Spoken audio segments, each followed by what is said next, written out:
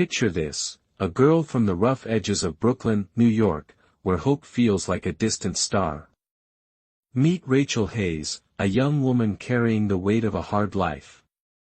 Now, imagine Daniel Grayson, the king of Grayson Technologies, ruling from a penthouse in Manhattan, a world of power and wealth. Two strangers from two different universes until one moment pulls them together like a magnet. It all starts with a job interview.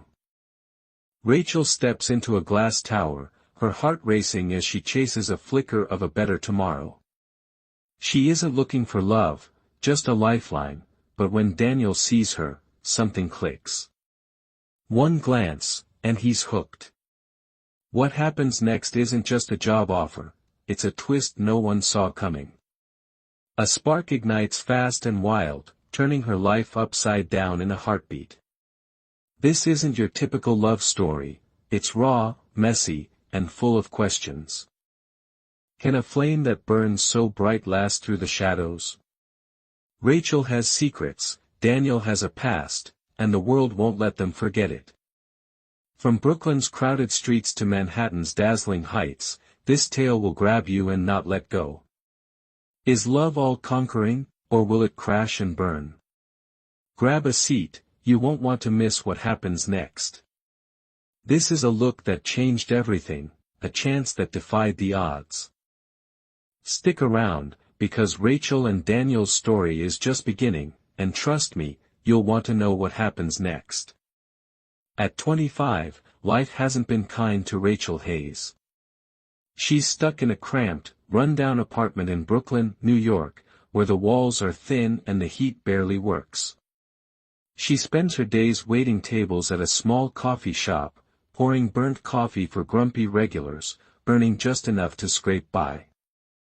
Her nights are filled with a stack of bills she can't pay, the worst of them being a $50,000 medical debt from her mother's losing battle with cancer. Rachel was there every day at the hospital, holding her mom's hand and watching her fade. When her mother passed, the doctors handed Rachel more than grief, they gave her a mountain of debt she never asked for. Now, with no family, no savings, and a dream that feels like a cruel joke, every morning she walks past the same graffiti-covered buildings in worn sneakers that have seen years of hard use. Brooklyn taught her to keep her head down and fight for every scrap, but lately, that fight feels pointless. The coffee shop barely pays her rent, and the debt collectors call non-stop, their voices sharp and cold through her cracked phone screen.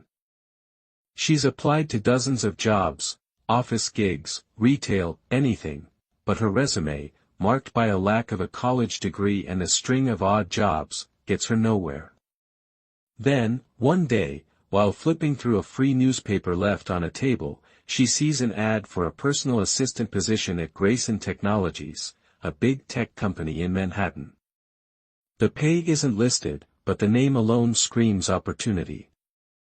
Hesitating only for a moment, because the debt looms and desperation wins, she types up an application on her ancient laptop, pouring her heart into it, explaining her situation and begging for a shot. 2 days later, her phone buzzes with an email, Grayson Technologies wants her for an interview. Rachel stares at the screen, her stomach flipping. This could be it, her way out.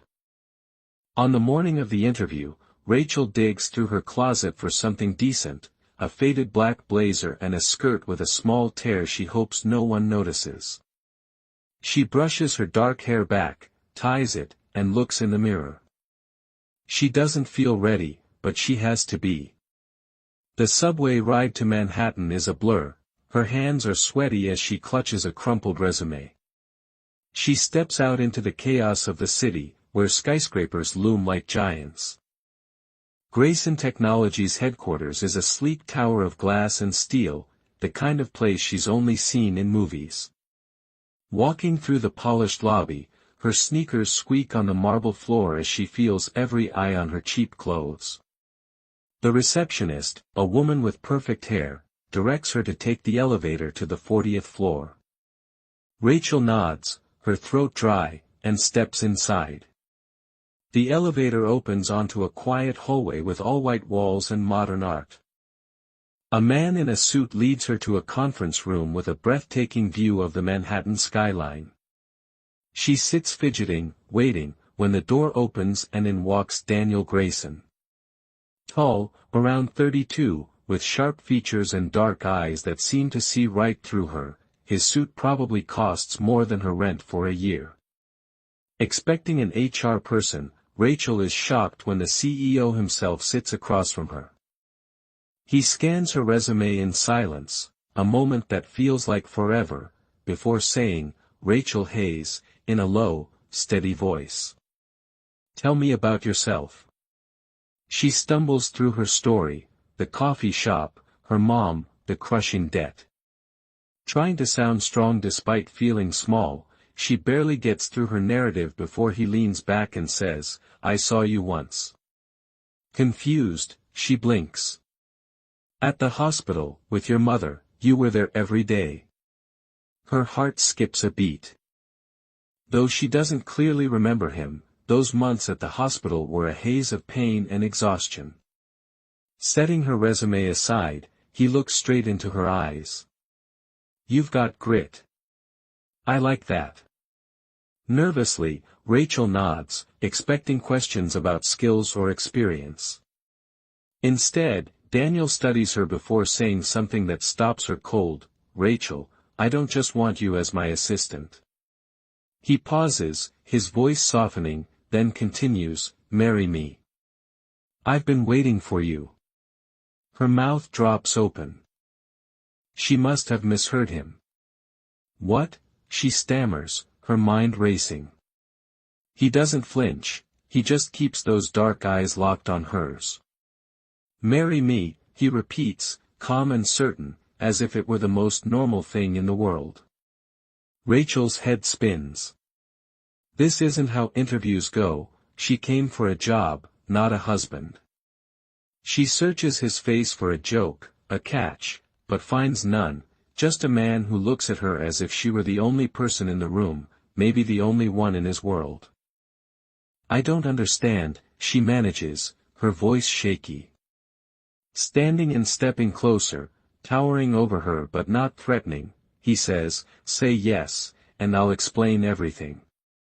In that moment, the $50,000 debt flashes in her mind, along with the endless calls and the crushing weight of her reality.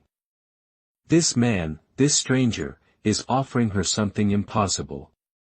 She doesn't know him, doesn't trust him, but there is a promise in his words she can't ignore. Her heart pounds as she looks up at him, torn between fear and a tiny, reckless hope. "Why me?" she whispers. He smiles faintly, replying, "Because when I saw you, I knew the room felt too small, and the air too thick." Though she doesn't say yes immediately, she also doesn't say no. And in that silence, her life begins to shift, teetering on the edge of something she never saw coming. That day, in the sleek conference room, Daniel Grayson's words echo in Rachel's ears, "Marry me. I've been waiting for you." Her mind is a mess, caught between shock and disbelief.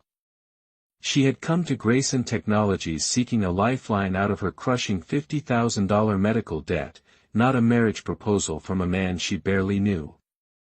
Yet, despite her confusion, something in his intense gaze makes her pause. After a long silence, she manages a shaky, "I need to think." Daniel slides a business card across the table. "Meet me tomorrow morning at 9 sharp, at my lawyer's office. I'll handle everything." With that, he walks out, leaving her alone with the breathtaking Manhattan skyline and a decision she can hardly wrap her head around. That night, Rachel paces her tiny Brooklyn apartment, the debt collector's latest voicemail echoing in her mind, "Miss Hayes, payment is overdue, $50,000." The number haunts her every step. In the dim light of her kitchen, she studies Daniel's business card with its gold lettering proclaiming, "Grayson Technologies CEO." This man could wipe her debt clean with a snap of his fingers, yet marrying a stranger feels unthinkable. Tossing and turning on her lumpy mattress, she replays his look and his words until exhaustion wins. Muttering, "This is crazy," she grabs her coat and heads to Manhattan, unsure whether she's saying yes or merely needing answers. At 9 a.m. sharp, Rachel steps into a posh law office on Fifth Avenue, an edifice of glass and leather. Daniel is already there in a crisp suit, conversing with a sharply dressed lawyer. Seeing her, he smiles warmly. "You came," he says before she can speak, gesturing for her to sit. The lawyer slides a stack of papers across the desk, a marriage license already filled out. Rachel's stomach drops. "Wait," she asks, voice cracking. Daniel nods. "I got it rushed last night." Money moves fast. Her eyes drift to the papers, noting her name next to his and a $10 million gift written as a wedding present, enough to erase her debt and then some. Her hands shake. "Why me?" she asks again. Leaning closer, he replies, "Because you're real. I'm tired of fake." It's not much of an answer, but it's enough. With her heart pounding, she signs the documents, and just like that, they're married in a quiet ceremony with 2 witnesses and no fanfare. Hours later, Rachel finds herself standing in Daniel's penthouse on the Upper East Side. Floor-to-ceiling windows reveal a city she has never belonged to. The space is immense, with marble floors, modern furniture, and a dizzying view of Central Park. Daniel hands her a credit card. "Use it to pay off what you owe, or for whatever you need." Numbly, she accepts it, still in her thrift store blazer and with her few belongings from Brooklyn fitting into one small suitcase, dwarfed by this new life. That night, she sleeps in a guest room so much larger than her old apartment that the bed is too soft, and the silence too loud. Down the hall, Daniel is a stranger-turned-husband. Staring at the ceiling, she wonders what she has done. The next morning over breakfast, Daniel drops another bombshell. "You're my assistant now." His tone is casual, as if he were simply asking her to pass the coffee. "Starting tomorrow, I want you close." Rachel blinks in disbelief. "I thought this was about money, not a job," she protests. He meets her gaze, serious. "It's both, you'll see." Overwhelmed, Rachel steps into her new role, a desk outside his office, a laptop worth more than her old rent, and a flood of whispers from coworkers questioning her sudden rise. Her cheeks burn every time someone whispers, "Wife to the boss." Then, there's Vanessa Blake, who strides into the office one afternoon in designer heels and sharp smiles, with her brother Thomas trailing behind. Vanessa looks at Rachel as if she were dirt on her shoe. "So, you're the wife," Vanessa sneers. "I thought you were just his assistant." Though Rachel tries to sound steady, Vanessa's venomous laughter echoes in the halls.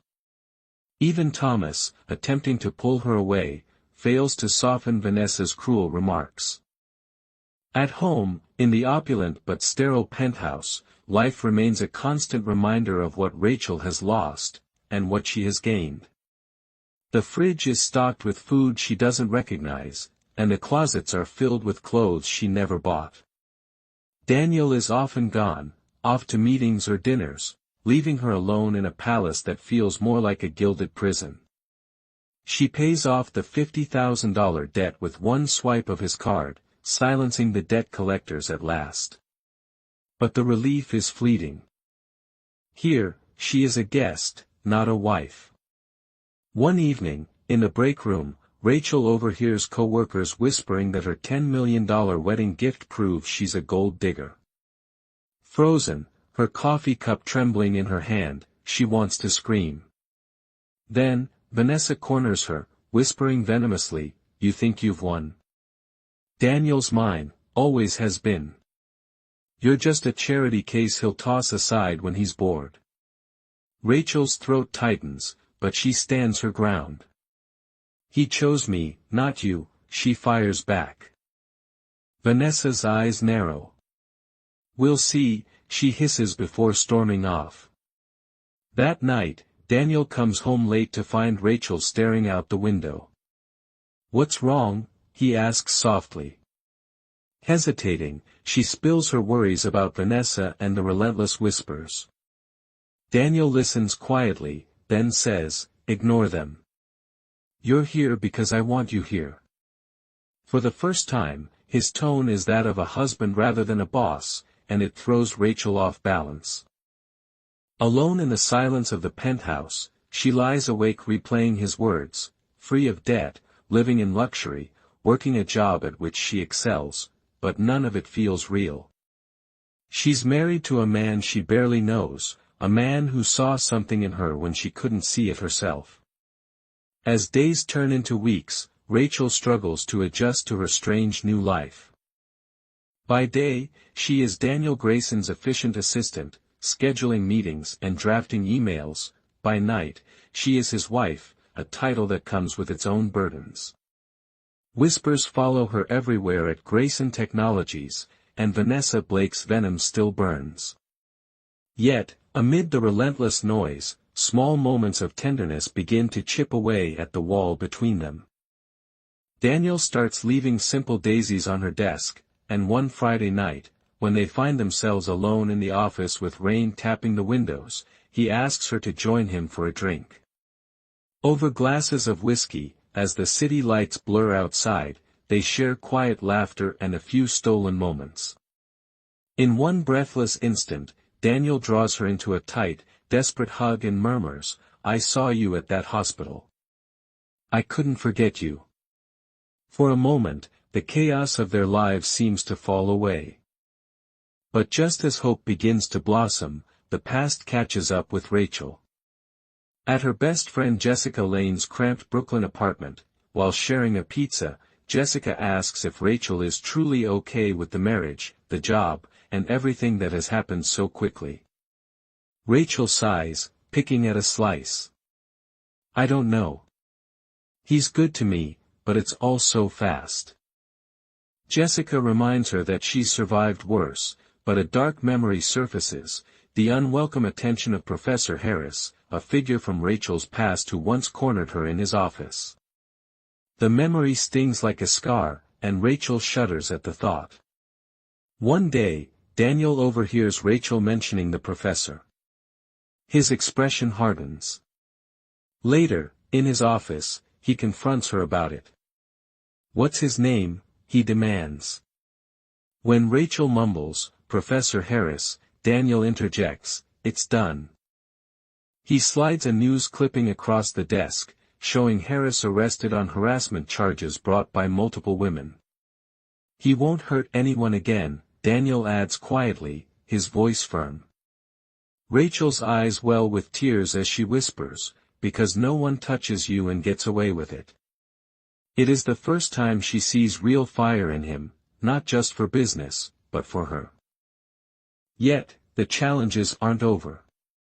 At a swanky company gala in Manhattan, Rachel attends in a simple black gown chosen by Daniel. Amid the buzz of elegant conversations and dazzling sequins, Vanessa Blake appears, a vision in red, with her brother Thomas close behind. Tension mounts as Vanessa confronts Rachel publicly. How's it feel, playing wife to a man you barely know? Or do you just like the money? Before Rachel can respond, Vanessa grabs a glass of red wine from a passing tray and dumps it over Rachel's head. The room gasps as wine drips down her face, soaking her dress. In the chaos that follows, Daniel's protective instincts kick in. He quickly grabs Vanessa's arm, his voice low and furious, get out now.